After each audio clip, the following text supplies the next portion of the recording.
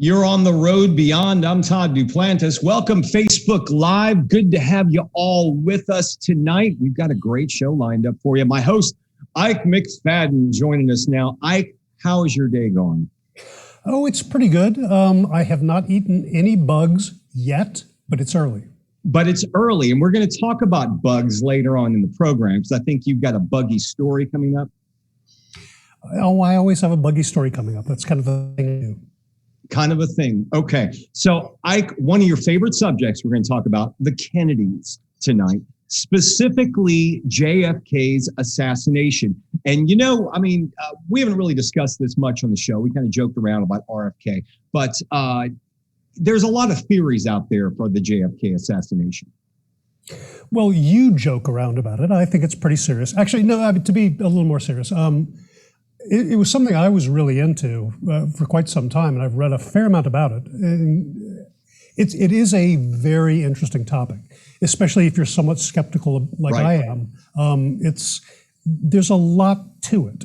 And, to this day, I don't know exactly what the answer is, but it's not a clear, concise, one way or the other kind of a thing.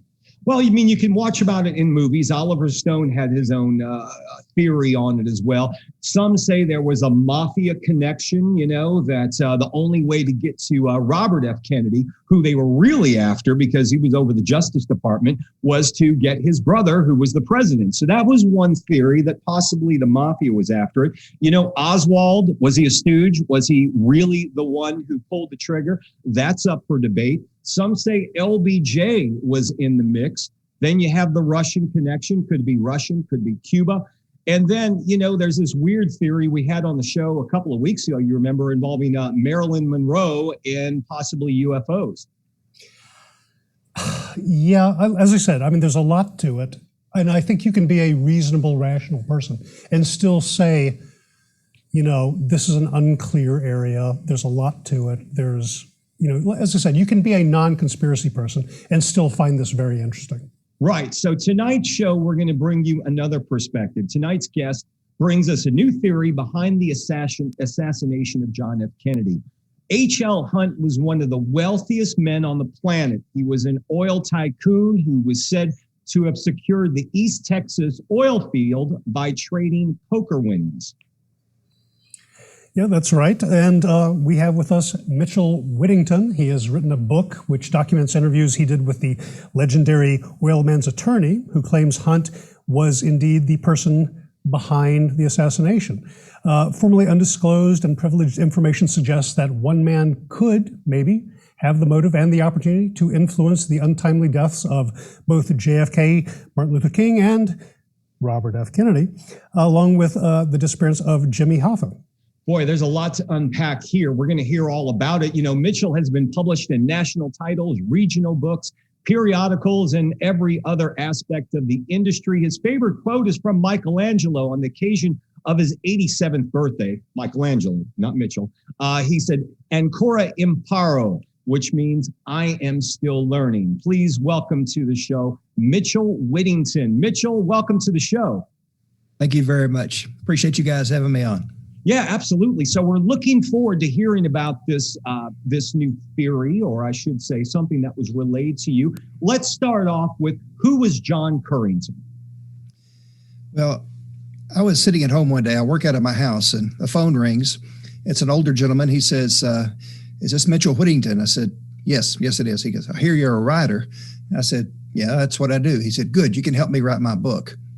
And I get this phone call all the time. Everybody thinks I got a wonderful story. I said, "I don't do that. I'm sorry. God bless you. Good luck." Right. And without missing a beat, he said, "Well, my name is John Currington.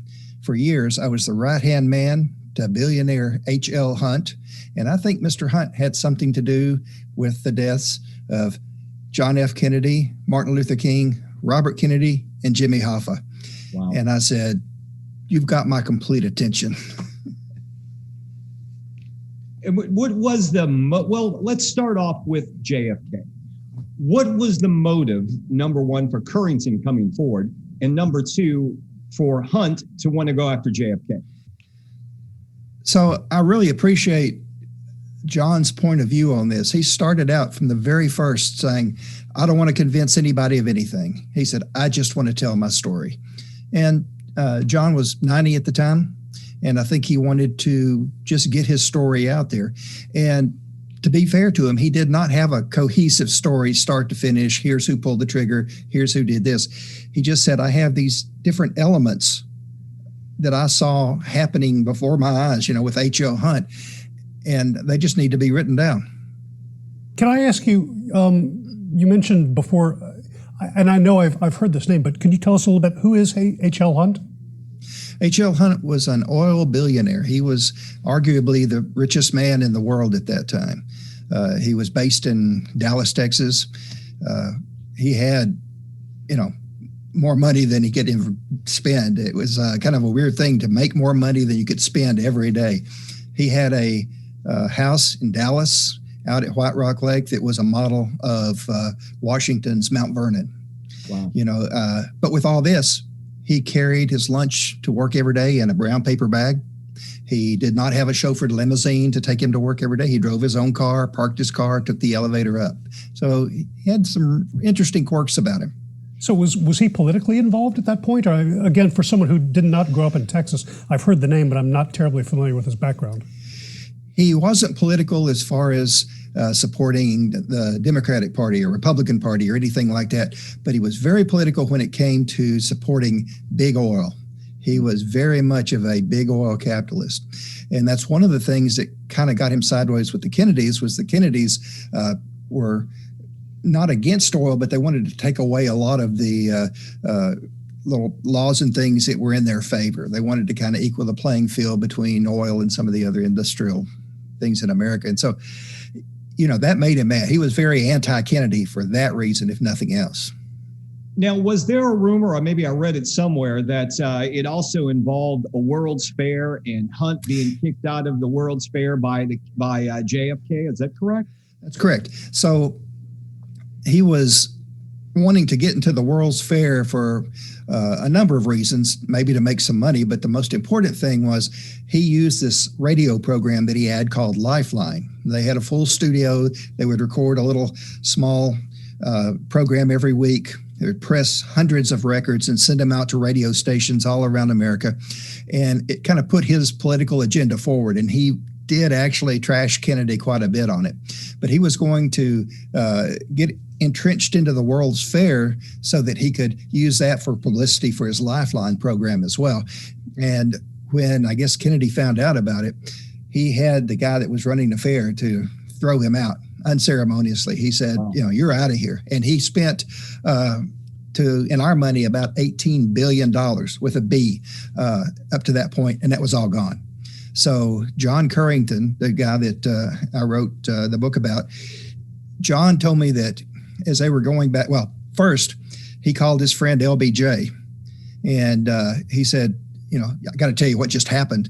LBJ said, I already know. And it came from higher up than me, which there's only one office higher than the vice president. That made Hunt just infuriated. I mean, he was really mad. And on the way back to Dallas, he was very quiet. And John said at one point, he looked over at me and said, I've about had a belly full of these Kennedy boys. They've got to go. A year later, JFK was dead. Within 2 years, Robert Kennedy was dead. So if we can, let's get into how he possibly planned or went into the execution of these assassinations. Does Oswald play into all of this? Because that's a big question. Was Oswald the sole shooter? Maybe, did you get any insight on that? John never really came out and said, here's who I think pulled the trigger. He talked more about the things that were happening around the area. Like as soon as they got back from the World's Fair, Mr. Hunt called him into his office and said, we need to get $70,000 to Chicago. I want you to find a bank to put it in and have somebody carry it up there. Now, this is about, in our money today, about $600,000. So it's a non-trivial amount. He told him to go see Joe Savello. Joe Savello was the head of the Dallas Mafia. Mm-hmm. Hunt told John, go see Joe Savello, ask him what a good bank to do business with in Chicago is. And John said it was weird because they had no business in Chicago. They had no ties from the company to Chicago, nothing. But he went and talked to the head of the Dallas Mafia and said, what bank should we do business with? And he told him. So John had somebody that wasn't connected with the Hunt company to carry it up there and put it on deposit in this bank. John said he never heard anything about it again. There was no business transacted with that account or that money that he ever knew of. He said it just disappeared or was used for something that he wasn't told about. Well, so what do you, I mean, you hear these stories about the CIA and mafia and banking and so forth, and that's not really new, but what do you take away from that? If you had to guess what that lays out, what would you say? I mean, to me, it says that Hunt was using the money to bankroll somebody to do something. Now, it continues on with the mafia, though, because on the day that Kennedy was assassinated, it was a Friday. So on Saturday morning, Mr. Hunt calls John and says, I need you to go down to the Dallas Police Department, find out what kind of security they have around Oswald. And John said, okay, I'll do what I can. He was trying to figure out what to do, and fate steps in. John's housekeeper, who had been with him for many years, called him and said, Mr. Currington, my husband's been arrested for DWI. I really need you to go and bond him out. And John went, perfect. That's great. Now I can go to the police department. And he said to get somebody out on DWI, you had to go back and forth between the police department and the courthouse. You first had to go register as the attorney of record, and then you had to go arrange bail and back and forth. He said he was at the police department 3 different times. Nobody checked his ID, credentials, nothing. Nobody looked in his briefcase. And he said on the second trip, I believe it was, that he was taking the elevator. The doors opened up, and here's a police officer that he knew personally. And the police officer said, John, how would you like to meet the SOB that killed the president? And he's standing there with Oswald. So anyway, he goes back that night after he had gotten his DWI case solved, and he goes to see Mr. Hunt and says, there's no security around Oswald. Nobody asked me a single question. And he said, okay, I now want you to go see Joe Savello. Tell him to be at my house at 6 a.m. tomorrow morning. So John goes to see Joe Savello again. This time he, in the middle of the night, wakes him up. No way would I go wake up the head of the Dallas Mafia, but John did, and told him, Mr. Hunt wants to see you tomorrow morning at 6 at his house. Well, John goes home, goes to sleep. Next morning, his family goes to church. They attended the First Baptist Church in Dallas, and they're sitting there listening to Dr. Criswell to give the sermon. And he said a man walked onto the stage and handed Dr. Criswell a note. He opened it up and he said, I guess I need to tell you something. He said, Lee Harvey Oswald has just been killed. So all that transpired within the course of about 2 days. Right. And to me, that's kind of interesting. John was actually scoping out to see what was, around Oswald. Did Jack Ruby play into the conversation? Did Currington know anything about Jack Ruby? He did. He said that occasionally when the Hunt Oil Company had, guys in for business, if they wanted to be entertained, that he would take them to Ruby's club. He had a striptease establishment, and he would tell them, pick out a girl and she'll entertain you for the evening. And he said that's all he knew of him, but he didn't think anything of Ruby. He said Ruby was a wannabe gangster. He really didn't think much of him at all. He didn't respect him in the least bit. So I don't know how he played into it, other than if he was a wannabe gangster and Savello somehow was handling the assassination of Oswald, maybe there's a link there. So now Lyndon Johnson, I believe, was the vice president at the time, and you hear a lot of stories going back about, was he involved, was he not involved, was it purely coincidence, all these things. Do you have any thoughts on that or any insight into that? Yes, actually, LBJ was very, very sympathetic to Texas Oil. I mean, he's from Texas, right? So in the 1960 Democratic Convention, John and Mr. Hunt actually went to the convention, and Mr. Hunt's whole purpose was to get LBJ on that ticket. He said, John said, when they got there, it became really obvious, really quick, that John Kennedy was going to be nominated for president. So then he started working to get him in as vice president. And he said, look, just get on the ticket any way you can. And as it turns out, the Kennedys hated LBJ and LBJ hated the Kennedys, but politically it was really good. Mr. Hunt convinced Joe Kennedy, JFK's dad, that he said, if you take your son down south, he's Catholic, that's not going to set well with all the Protestant good old boys down south. You need a good old boy on the ticket. And he said, by getting LBJ on the ticket, that'll make that happen. And sure enough, it did. So back to the Oswald thing, did that name play out with Currington at all? Did he mention any connection with Oswald in the previously? Or do you think Oswald was just a stooge and played this whole time? Well, so you have to look at Oswald. He's a high school dropout. He dropped out in 10th grade. He went to the Marines. They taught him how to shoot. But when he was qualifying, they have 3 different tiers, the expert, sharpshooter, and the bottom tier is a marksman. When he first qualified, he qualified in that middle average tier. When he requalified later in his Marine career, he had dropped down to the bottom tier. So he really wasn't that good a shot. Also, he was court-martialed twice in the Marines, once for shooting himself in the elbow with his own weapon. So, the guy wasn't all that sharp. And then if he pulled off this extremely intricate plan, I don't know why he missed the most obvious thing, which was an escape plan. Right. He could have easily got on a plane, gone to Canada, or just a big city. He could disappear in New York or LA. There's no cameras on every corner back then. You could walk up to an airline counter and buy a ticket and get on a plane. But he did none of that. They arrested him in a movie theater. Well, so, there are a lot of theories about this, but if you had to pick your best guess about what all this means, what would it be? If you had to lay out a conspiracy here, what is it? Well, to me, it looks like it would be more than, so many conspiracies have just one thing, like the CIA did it, or the FBI did it, or the mafia did it. To me, it looks like there would have to be a kind of organized effort. And personally, I think Mr. Hunt would have bankrolled a lot of that based on the movie, or the money moving around, rather. They always say, follow the money. You've heard that in all the TV detective shows and everything, but follow the money. And there's so much money. I'm a writer, but I can't talk. So much money moving around, not just with JFK, but with Robert Kennedy and Martin Luther King, that I think Hunt was providing a lot of the bankrolling. But there is another connection to Oswald. A few weeks after the assassination happened, John got a phone call from Currington. John got a phone call from Hunt.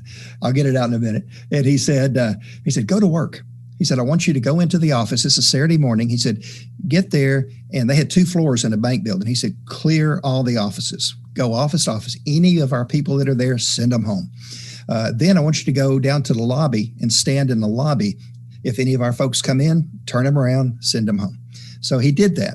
And he's standing in the lobby. He said, Mr. Hunt came in, didn't speak to him, nothing, just walked straight over to the elevator, pushed the button, went up. He said just a short time after that, a black sedan pulls up, stops at the curve, and Marina Oswald gets out, the widow of, Oswald. So he was telling me this, and I said, John, are you sure it's her? I don't even know what she looks like. He said, no, at that time, she was on every magazine cover, in all the newspapers, on TV. Everybody knew what she looked like. No question it was her. She walked across the lobby. She got on the elevator. She went up.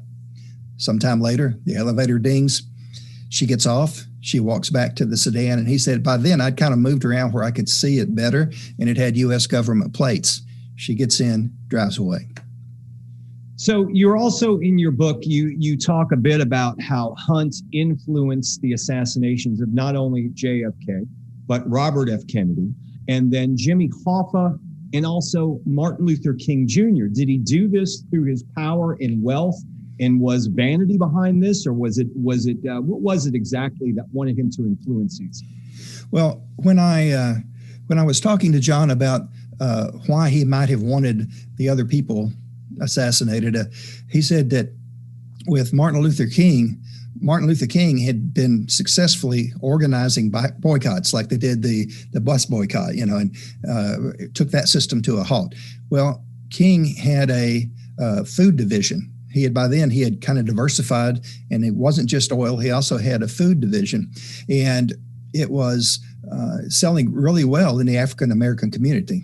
That was one of their major demographics for marketing this food, and he was doing really well. They loved it. So he had this relationship with them, but he thought, if King ever gets mad at me and organizes a boycott, I'm done. He said, I'm out of here. So he had been trashing Martin Luther King in his Lifeline program. He saw him as a communist for whatever reason. Back then there was a commie behind every tree, I guess. But and he had been, saying that on the program. So he was afraid that was going to get back to him and, cause him a lot of financial heartache.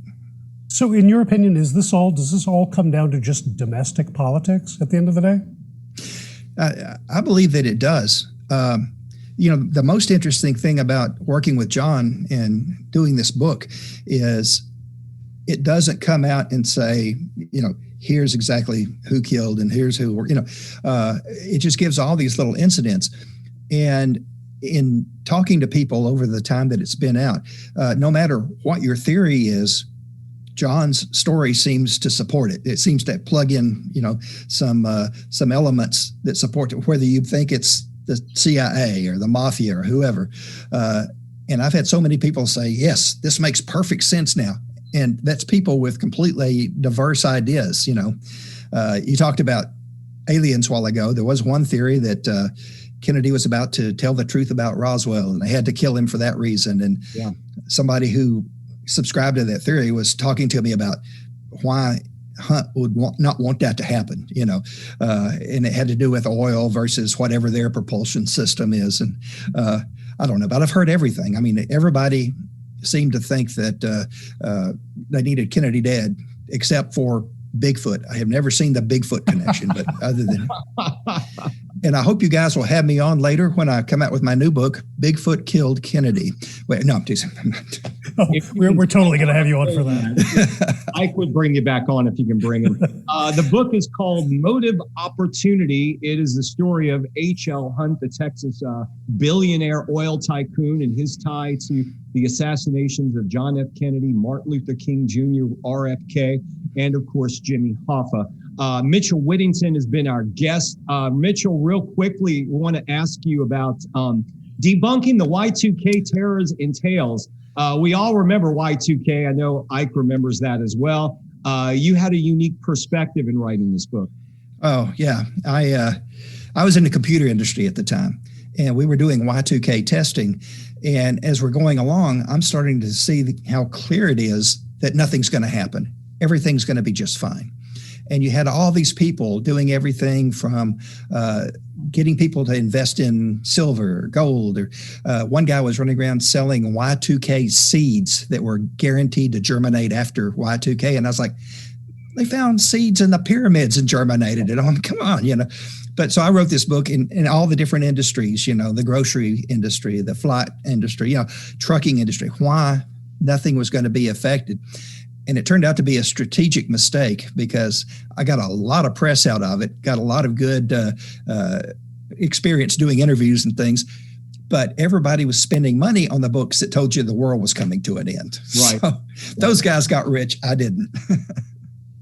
Mitchel, we appreciate you joining us tonight and telling us about this story. It's a wild story, but man, there's nothing that will stop those with the money, I guess. Follow the money. Absolutely. Where can people find you on the web? Well, if you go to Amazon, you can find the book, Motive and Opportunity, or just if you want to see me actually talking to John, I did an interview with him on YouTube. Again, search H.L. Hunt, JFK, or Mitchel Whittington, John Currington. You can, we tend to be kind of all over the place. So yeah, just do a Google search and you'll find all kind of stuff. Mitchel, thanks for being here. We'd love to get you back on again. Very fascinating. Appreciate you guys, man. Thank you so much. Y'all been a lot of fun. Thank you. All right, we are going to move on to our news. Ike, before we do that, though, some fascinating theories. And I guess it all goes back to you follow the money, but really disrespecting a billionaire and cutting into his profits could be deadly. It doesn't matter who you are, even if you're president of the United States. Did you see there was a book and I think a documentary that came out a couple of years ago that it was by the son, it was ballistic analysis of, I believe, the son of someone who was a Secret Service agent at the time, who basically, to make a long story short, was making the point that they believed it was essentially like Oswald shot a gun and then some Secret Service agent who was kind of standing around accidentally shot Kennedy. Right. I mean, have you heard that? Do you know what I'm talking about here? I believe reading something like that, but you know what Mitchell was saying made sense because I did read several times. I'm sure you have as well. Oswald wasn't the, let's say the sharpest knife in the drawer, and firing at a target like that in a motorcade, as JFK was, he was in a moving motorcade, hundreds of yards away from that book depository window, firing down on moving. That's a nearly impossible shot to make for a sharpshooter, much less somebody who wasn't a sharpshooter. So there's a lot more to this, no matter how you look at it. Yeah, well, I mean, as you know, because I'm sort of a skeptic, I mean, that idea really fits in with my worldview. The idea that, it wasn't a complex conspiracy, it was some dude who accidentally just shot his gun. And then you have this whole domino effect that goes on. And then you've got, the babushka lady. Remember that? Whatever happened to her? The woman with the weird thing on her head, and they called her the babushka lady. And then, because she looked Russian, she had a thing on her head. And, the guy flicking the umbrella, and then the theory that one shot just didn't do all that damage. There were other shots that went through there. There's a whole lot to unpack into this, and certainly a lot more than we can fit into a half-hour show. Real briefly, though, Ike, you got a story you want to go over tonight? Because we've been talking about cicadas. Yeah, very briefly. And I'm sure you've noticed, every 10 years, a lot of bugs come out of the ground, from what I hear from the media. And I haven't seen them yet, but I've heard about them. And I can't help but notice, you may have noticed this too, is all the major media outlets seem to want us to eat bugs. Well, when I was working in news, it's funny because they did send us packets of fried crickets when I was working in news. I'm sorry, who is they in that sentence? The people who were marketing the fried crickets. They wanted us to do stories on them. They came in little packets, looked like raisin packets, and they had chili and cheese flavor. I think they had a Dorito flavor. They had sour cream and onion. And several of us in the newsroom tried the fried crickets. And this was a craze that went on. I think it was around 2009 when this was the deal. So I guess the fried cricket market didn't catch on with Lay's. I mean, I've been to Africa. I've eaten some strange things. I never ate bugs yet. But I mean, have you tried these things? Are they, I mean, this is a genuine question. What are they like? The chili cheese ones are very tasty. I'll give it to them. They tasted like, kind of like peanuts, chili cheese flavored peanuts. Like, that's a wild idea. You can buy every flavored peanut on this earth, at the grocery stores. But fried crickets, don't knock it till you tried it, folks. Maybe one day we may be all eating them. Okay. Yeah, okay. All right, I'm going to save my other story till next week because we're running out of time. But Ike, you want to remind folks about our social media? I totally want to remind folks of our social media. We're on Facebook, Twitter, Ask Jeeves, YouTube. Hadn't heard that in years. But there all kinds of places. Yeah, no, and you should totally check us out. Usually we do this live, weekly, and then we get the stuff up on YouTube. And occasionally, if you pay attention to Twitter and Facebook, you'll see the notifications. You ought to check it out. Please join us. We're here every week with the bugs. That's right. Make sure you subscribe to our YouTube channel at The Road Beyond Podcast. Follow us in all the social media like Ike mentioned. Ike, we'll be back with another guest. Facebook Live will be on in just a few minutes. Meanwhile, we'll see the rest of you the next time on The Road Beyond.